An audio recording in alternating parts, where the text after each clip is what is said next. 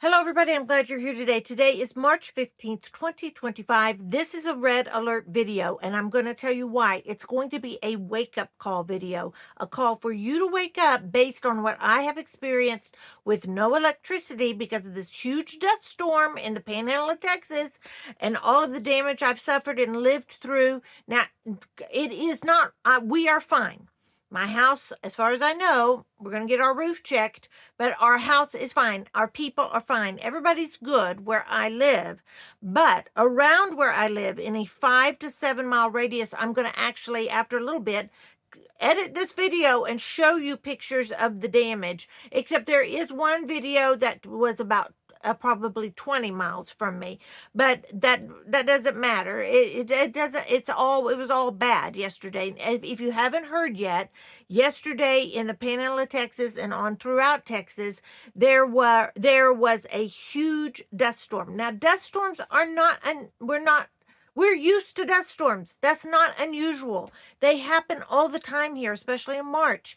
So we're okay with it. And at the first part of the day, we were like, another dust, oh, it sure is blowing out there, isn't it? I mean, but by noon yesterday, it was quite clear to everyone, you better haul your butt home and you better stay there. And if you can, get inside as fast as you can. That it was crystal clear. This was no ordinary windstorm. I can't tell you exactly why it was so different. The damage, y'all, is phenomenal. One of the things I noticed that was different than normal dust storms around here is that the wind blew at a sustained, I would say 55-mile-per-hour winds where I live, sustained. That was just like blowing straight winds. Then there were gusts, I would say for sure up to 90, 95-mile-an-hour gusts, maybe even over 100, 120-mile gusts. That's my guess. I haven't looked, I haven't done the math, I haven't done the research. I'm just saying that's what I lived through. I'm familiar with the way the wind blows, and I'm familiar with what certain gusts sound like. For sure 90 mile per hour gusts from time to time. Absolutely. I am actually going to edit this video in the middle before I come back and share with you 12 things I learned from my experience yesterday.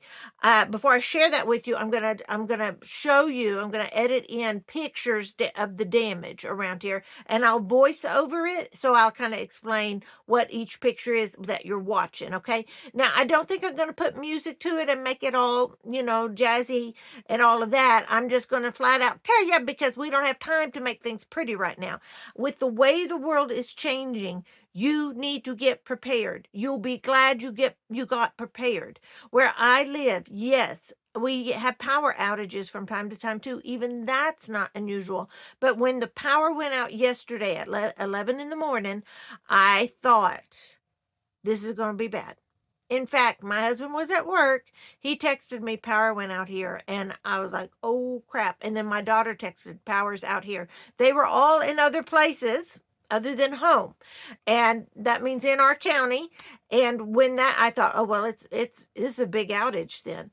And at first I thought, well, they're doing these fire prevention voluntary outages where they just turn off the power in to keep live wires from breaking and starting wildfires. So I thought, is that what this is? Because if it is, that means after the wind stops, they can just flip this back on. But that is not, in fact, what it was. To my understanding, it was actually a debris that had hit a main transmission power line at the electric substation or whatever it was. I don't even know all the details, but it was a damage thing. So when I found that out, I thought, well, crap, we could be doing this for days. And it's the first time the powers have gone out where I thought we could be without power for days. Now then, I'm going to stop right here, y'all. I don't know how long this video is going to be. I don't really care because you've got to hear. I want you to see for yourself what it looked like around here. And even at that, you can get on YouTube and look and see lots of different people posted videos. But I'm going to show you the pictures in my area. And then I'm going to bring you 12 things I've learned. I have items over here to show you. It may be a little redundant, but let me tell you, Y'all, you've got to get ready. War is coming. Now, we all kind of believe on that. We're all on that train. I don't know if that means grid down, but it doesn't matter. If they start turning our electricity off for different reasons, be ready to go without electricity and be as comfortable as possible in the meantime. All right, so I'm going to stop the video here, and then I'll pick up here in a little bit and bring you the things I learned yesterday. All right, everybody, this is the windstorm we survived in the Panhandle of Texas yesterday. Watch this roof of this building. This is about 20 miles from me. Gone. Crazy. This is the wreck that was 5 miles from me. A person passed away. We had friends there helping. This is the gas station. I got gas exactly from that pump 2 days ago. And this is my neighbor's tree, a perfectly healthy fir tree snapped in two. Huge tree. And this is the food processing plant near me. Absolutely a gaping hole in this wall. You can see how huge it is. Amazing. All right. Here is what I learned yesterday when the power went out. Now, first of all, my son, who's absolutely hilarious, as is my daughter, they are some of the funniest people I know. When the lights went out, I was like, what are we going to do? Because Dakota's home, and he's my son. He was supposed to go to work in the afternoon, but they said do not come. So we were at home, and I was not like, well, I didn't say what are we going to do. I was just like, we gotta. Mainly, I was like, I don't know how long this is going to last. Are they going to come? Is the power going to come back on? That was my first thought. How long is this going to last? Then when I started getting texts, I thought, well, maybe a long time. So my son, who is hilarious, said, "Oh, Mom, look, it's the day you've been dreaming of, a grid down situation." And I was like, "Well, heck yeah, maybe it is. Let's put our theories to the test." And that is exactly what happened. So I'm going to go through this list, y'all. I even wrote it down, which means I'm pretty serious about this video, and I'm serious about you knowing what to do or things to think about while you're prepping. As a prepper, we like to stay one step ahead of the disaster. What we have that in us. Over time, if you're not there yet, it's only a matter of time. So, I mean, you know that feeling when I tell you that. We like to be let me speak from my own perspective. I like to be proactive, not reactive. I don't like to be caught off guard. And so that is where my mind was yesterday, is what could happen next? What could happen next? And it was not panic. It was calculative thinking. Ooh, that is a big word I just used. I hope it is a word. All right, now first and foremost, that helped us. Number one, alternative form of electricity. As soon as that power went off, I was not all that worried about, and then when I realized, man, when I realized how widespread the power outage was, not just our entire county, but all the counties in the Panhandle of Texas nearly have experiencing power outages. And so that's when I thought, okay, what do we need to do? Refrigerator items. Do I need to keep them cool? Are they staying cool? Are the freezers staying cold? The good thing is that because we have taken steps in the past, over the past 5 years as a family, that we do have solar energy. And I mean, not just the little boxes, the little batteries that you can put on your counter in your kitchen, which those are good too. They're better than nothing. Get you one of those if you can't get nothing else. But we have a really full, robust system that we have freezers and refrigerators running on. So I was first and foremost, like, I'm relieved. I think the food's going to be okay. In this one refrigerator that's not on the solar, I can move all the stuff into those other ones, and we're good. Y'all, that did not happen overnight. We planned that over years, okay? So if you're not there and you're like, oh, that's so expensive, I can't do that. I'm not telling you to. I'm just telling you that's what we were able to do. If you can do that, do it. Now, my parents have one of those solar battery things. Of course, the wind was blowing like crazy yesterday. You couldn't put nothing out there. You couldn't put a solar oven out there. I mean, and not only was that, it was the dirt. The dirt was horrendous, short, and I'm used to that. I mean, I'm used to dirt blowing every day where I live. So but yesterday was very unusual. So the comfort of knowing we're going to be okay. Our food's going to be okay. We're going to have food that's not going to spoil quickly. We're going to have food to help our neighbors. And we're also going to be able to make ice, which was another thing I thought about that I had not really thought about before, is how much of a commodity ice will be in a grid down situation.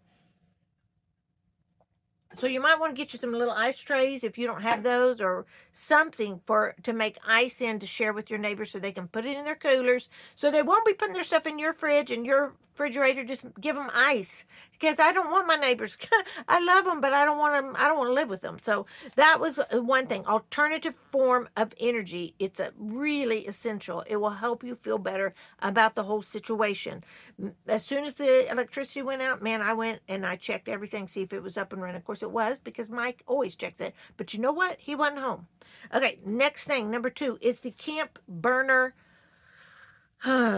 fuel supply cooker thingy. This is it right here, and I've showed it on this channel before, and I showed it like, oh, isn't this a cool thing? You should get this in your prep. Yeah, you know what? I was stinking glad I had this in my prep yesterday. The second thing after I checked the electricity stuff, make sure we had our alternative stuff up and going. I talked to my mom and dad, make sure they were up and going, and my dad takes breathing treatment, so he needed electricity for his nebulizer stuff. So this is the next thing I got out, y'all. This, if you don't have one of these, they're on Amazon, or hit or miss around $50. All right.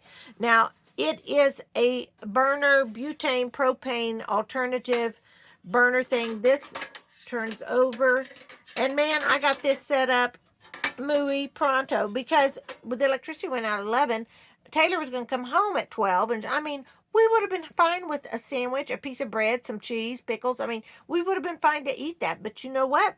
Because I had this, when she came home after driving out in that horrendous storm, she was so glad to have a hot bowl of soup. Okay, so this thing is easy. It runs on butane or propane.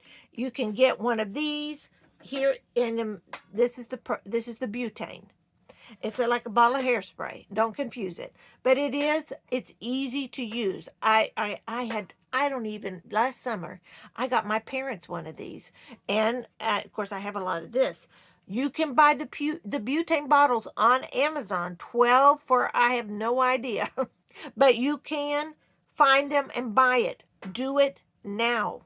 This is an excellent emergency item to have, because I'll tell you the next thing on my list in just a minute, but I set this up on my stove. I may put in a picture of it here in a little bit. I don't know if I can do the picture in a picture thing.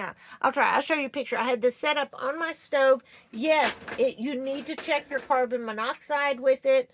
I have a carbon monoxide stuff right over here. I mean, I've got my, and of course I have stuff like this in my house too, but I have my carbon monoxide measurer and my fire smoke alarm thing. All of these alarms, I have these ready because I only had that on for a few minutes at a time. I felt pretty good.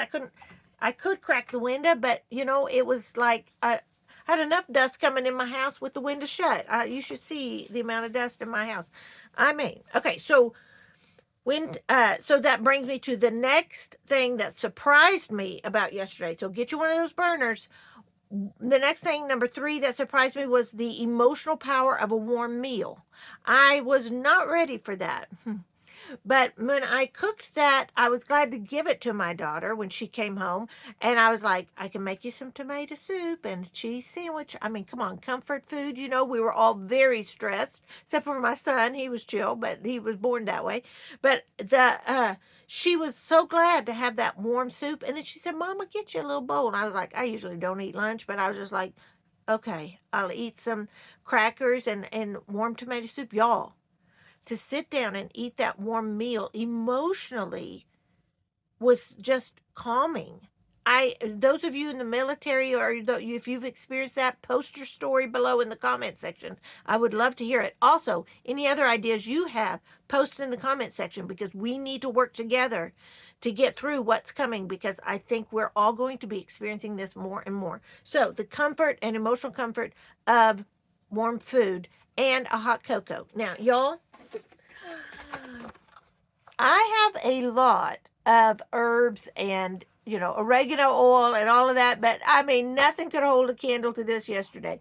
After I went to my mom and dad's, I had gone twice. The wind was blowing so hard. I told Mike, I said, it's the first time I worried about debris hitting me in the head, a tree falling on me, because they were falling all around us. And I was like, man, I got to run over there and run back. They live right next door to me.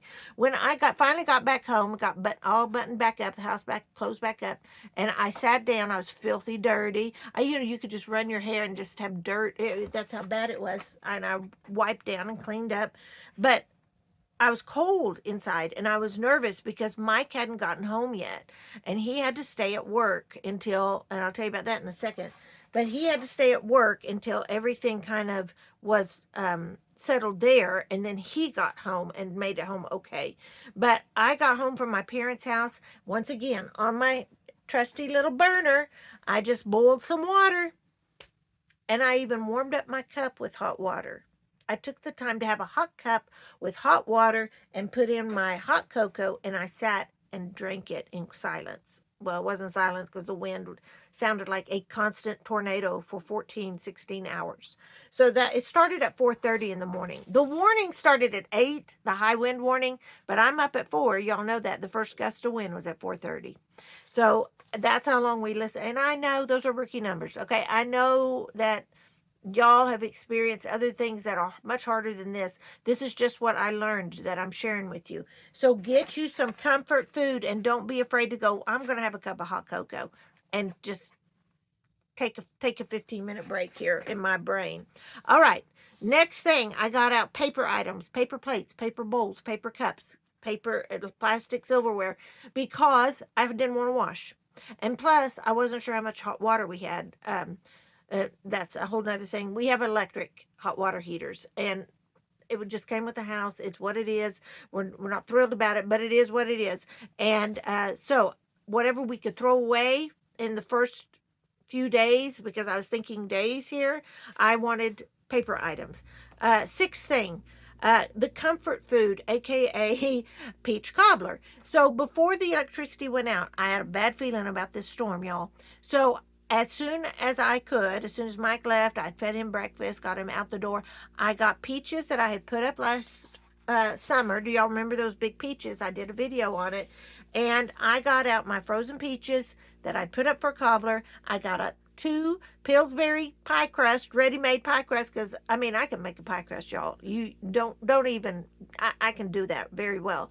But who wants to if you could just throw on these Pillsbury pie crust? So I made yeah, I got it out of the oven like at 9 in the morning. So yeah, so I was already thinking ahead that we might enjoy peach cobbler if the electricity went out. But it was kind of a lark. Like, oh, y'all know how I am. I've done that before. I'm going to go make fudge in case the electricity goes off. Y'all, man, were we glad to have that peach cobbler yesterday. It was so yummy.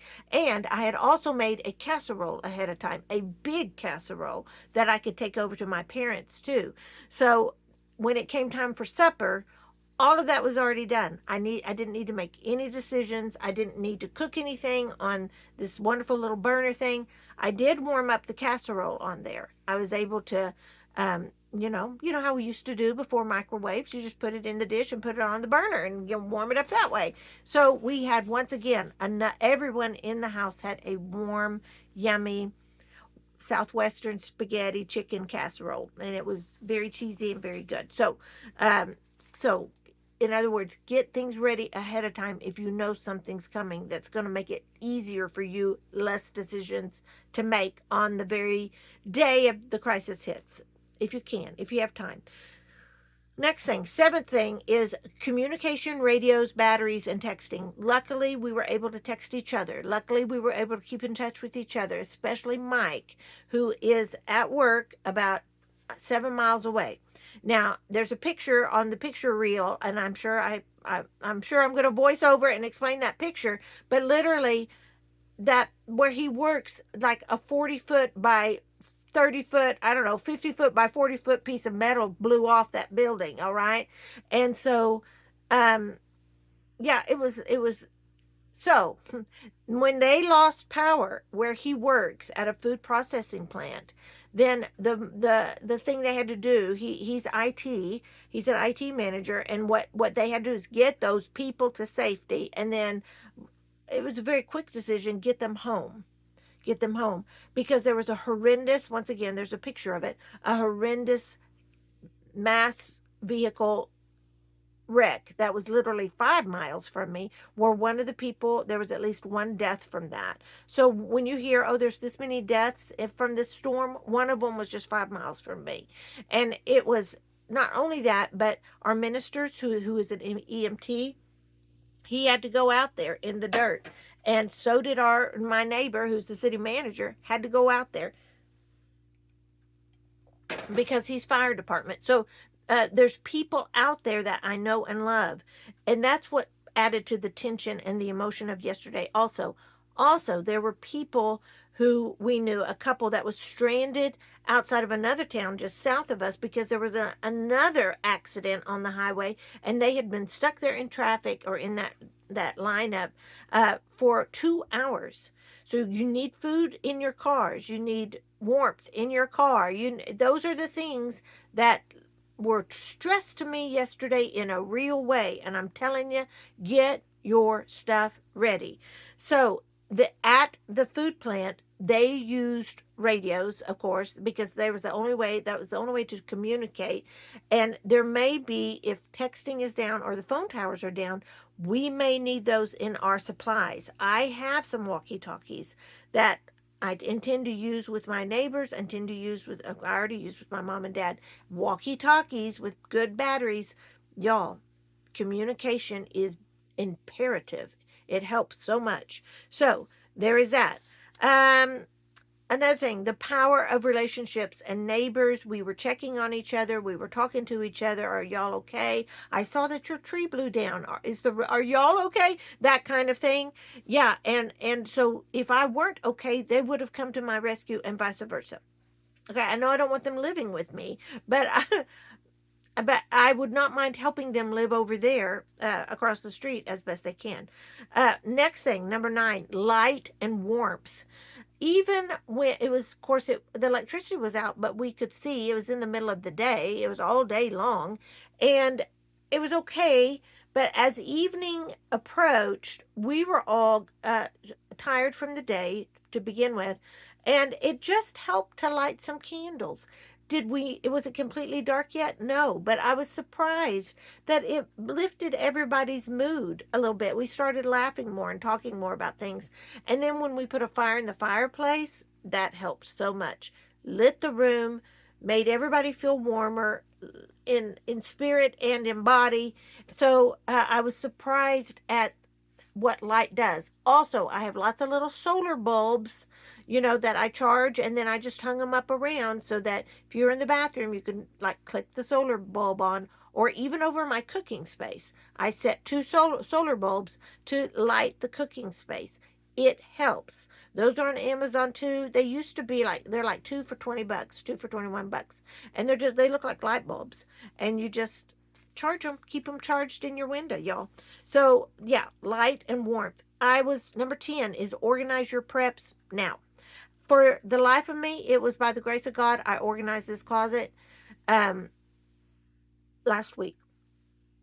I threw away stuff, and I went through stuff that it was outdated, and I had thrown things in here all winter, but for the storm, for the crisis, I was ready. I knew where everything was. So know where your stuff is and get it where you can just grab it and not waste time looking for it. You got enough things on your mind in the crisis, and when the wind was blowing, man, that just wears on my nerves, y'all.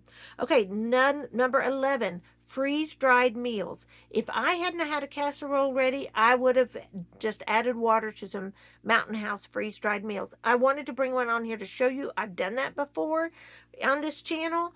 If you don't know Mountain House freeze dried meals or any of those emergency freeze dried food, look on it in Amazon, see what looks good to you. And let me tell you, if we'd been with electricity today, I was going to just boil some water and we were going to have chicken fettuccine. And like it or not, and that my family would have loved it. They would have and been thankful for it.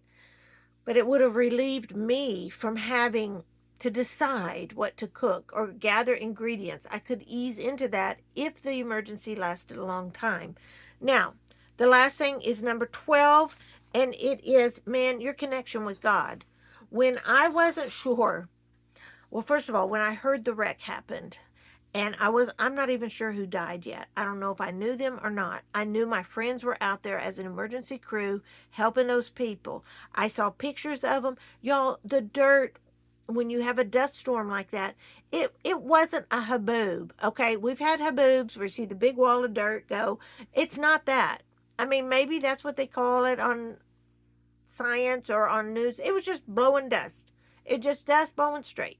Okay. And it lasted so long. And it hurts. The dust hurts when it hits you. It's like you are getting sandblasted. And you can't see. It gets in your eyes. You can't breathe. You can't talk because it gets in your mouth. So these rescue crews are out in this. And it's so dangerous because you can't, the visibility was zero in places. Absolutely zero. And you cannot risk getting out in that because you cannot see the vehicle in front of you. Plus, trucks were literally blowing over, blowing off the road. In fact, 10 miles up the road from me, a truck blew over in the morning and was hanging off kind of a bridge thing. The tractor, the trailer part was, not the tractor, but the trailer part was. So stay home. It helps the emergency crews do what they need to do. And if you don't have to get out and stuff like that, then stay home. You're doing everybody a favor. Believe me, the stitch in time saves 9. That is so true. I saw that yesterday. That if I had, because I have taken the time, just like my son said, "Oh, this was a dream come true for you, Mom." I was like, "Yeah, it is," because I'm fixing to learn if what I've done is going. Do I have the grit to get through this? And you know what? We did. As a family, we were like, this wasn't so bad. We could do this several days based on our setup. Think ahead of time. Think before the problem hits. It will bode you well. It really is true. A stitch in time saves 9. And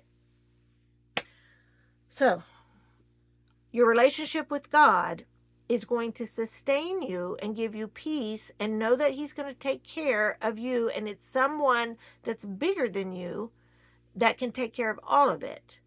And so I sat there and watched the window until my husband came home.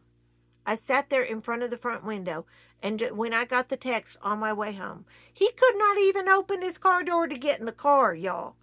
It was a struggle, and he's strong. He's not a decrepit old man, okay? He said I had to literally shimmy myself in my car to get in it and try not to let it slam on me and hurt me, because it would have. So when he drove in that driveway, y'all, and you know what?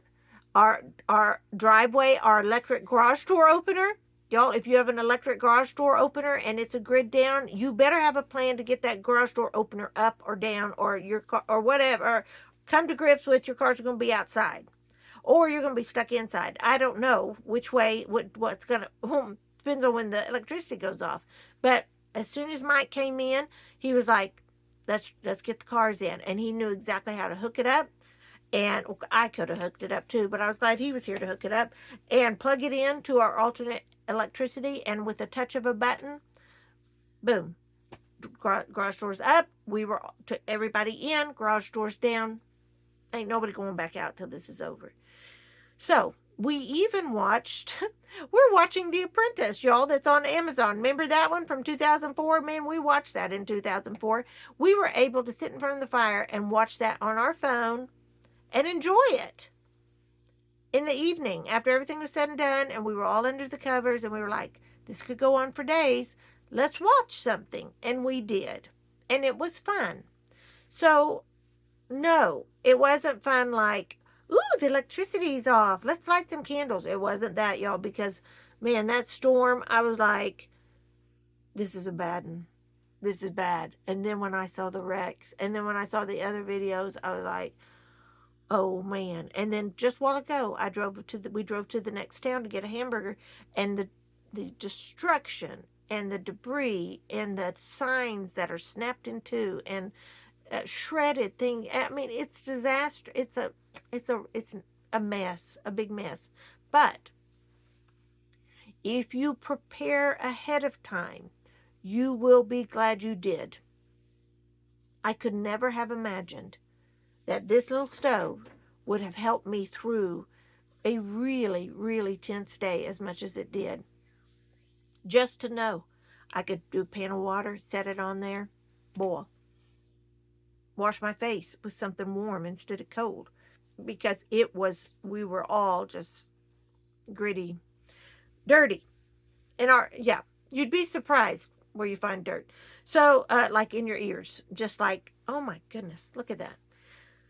Chicken survived. So, another thing, if you have livestock, you're going to have to go out there and get them ready. Like I went out before the sun came up, fed them, watered them, secured all roofs, all doors, because and that was in the wind already, but the dirt hadn't started blowing yet. So that's what I learned, and that's what I want to share with you. And this is why this is a warning video, because you have I can't say you have to get ready. I don't have to say that. But you would be so wise if you could get as ready as you can. And these are the things. Alternate source of electricity is my number one thing I would say you need to ease you into a state of we're going to make it. If you can afford it, get it. If you can't, find someone to split the cost with, or find someone who doesn't mind sharing what they have with you. Can y'all tell that I'm still processing my yesterday? So, anyway, I'm so glad I get to share this with you. I'm thankful. Even in the storm, I was saying, thank you, God, for this. I'm not sure how it's going to turn out, but I thank you for this. I trust you enough to thank you with this experience, even though I may not know why this is happening. And that's not an easy prayer to pray. All right. So turn to Jesus. That's the spiritually most important thing. If we died yesterday, we would have been on the other side. It'd be okay. So get your life straight with Jesus. Get you some preps, because the world it really is unraveling, y'all. If you listen to New York Prepper, you'll be able to understand what's coming, or what's here, actually. All right. I'm going to leave that with you. Stay safe, America. From the pantry, this is Gina Lima Charlie. I'm out.